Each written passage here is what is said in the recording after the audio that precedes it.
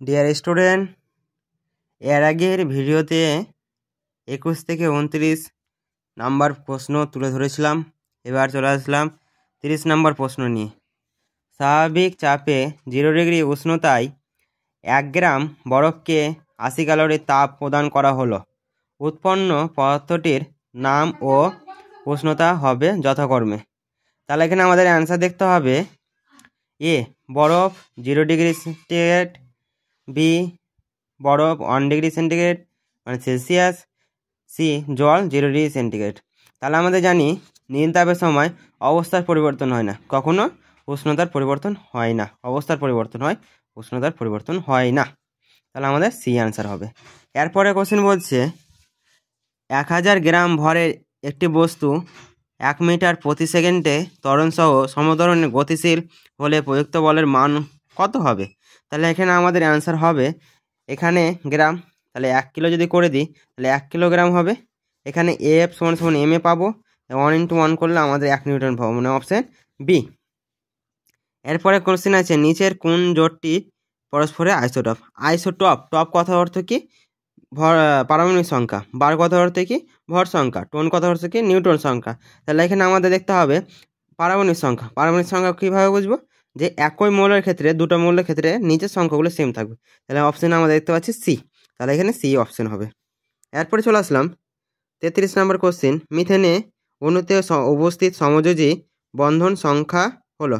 তাহলে এখানে বন্ধন সংখ্যা আমাদের দেখতে হবে 4টি। তা 4টি কোথায় অপশান আছে? Option D. পরে কোশ্চেন পিভিসির মনোমার।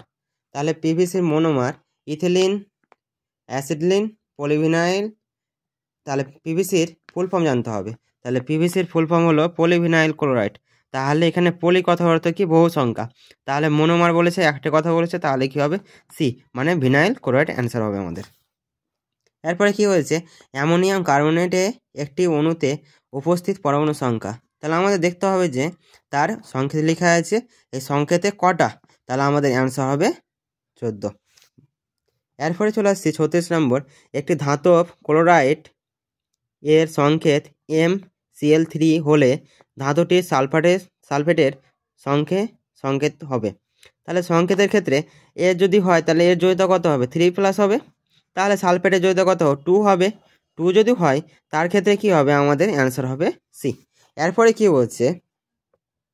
লুহোর চামচে উপরে ইলেকট্রোপেন্টিং দ্বারা নিকেলের প্রলেপ দিতে অ্যানোড হিসাবে কি ব্যবহার করা উচিত? তাহলে এখানে আমাদের দেখতে হবে যে একটা অ্যানোড আর ক্যাথোড তড়িৎ বিশ্লেষণের সময় দুটো জিনিস আমরা পেয়ে থাকি, একটা অ্যানোড আর একটা ক্যাথোড বলে। তাহলে অ্যানোড কোনটা আর ক্যাথোড কোনটা জেনে নিই একটু।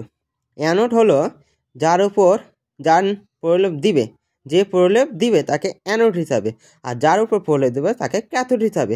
তাহলে আমাদের অ্যানোড বলেছে, তাহলে আমাদের নিকেল দণ্ড হবে অ্যান্সার, মানে অপশান বি। এরপরে অপশান চলে আসছে আমাদের নিচের কোন পলিমারটি জৈব পচনশীল? তাহলে জৈব পচনশীল পলিমারের ক্ষেত্রে আমাদের সংজ্ঞা দেখতে যাই বা ভাগ দেখতে যাই, প্রাকৃতিক পলিমার আর একটা হলো কৃত্রিম পলিমার। কৃত্রিম পলিমারের যে দ্বারা পচনশীল হবে না, প্রাকৃতিক পলিমার পচনশীল হবে। তাহলে প্রাকৃতিক পলিমার কী আছে এখানে? সেলুলোজ। তাহলে আমাদের অ্যান্সারটা হবে সেলুলোজ। এখান থেকে ফিজিক্যাল সায়েন্সের পুরো অধ্যায় না পুরো কোশ্চেনটা শেষ হল। পরের আরও কিছু দেখার জন্য, ম্যাট এবং স্যাটের বিভিন্ন বিষয় দেখার জন্য পরের ভিডিওগুলো দেখার জন্য।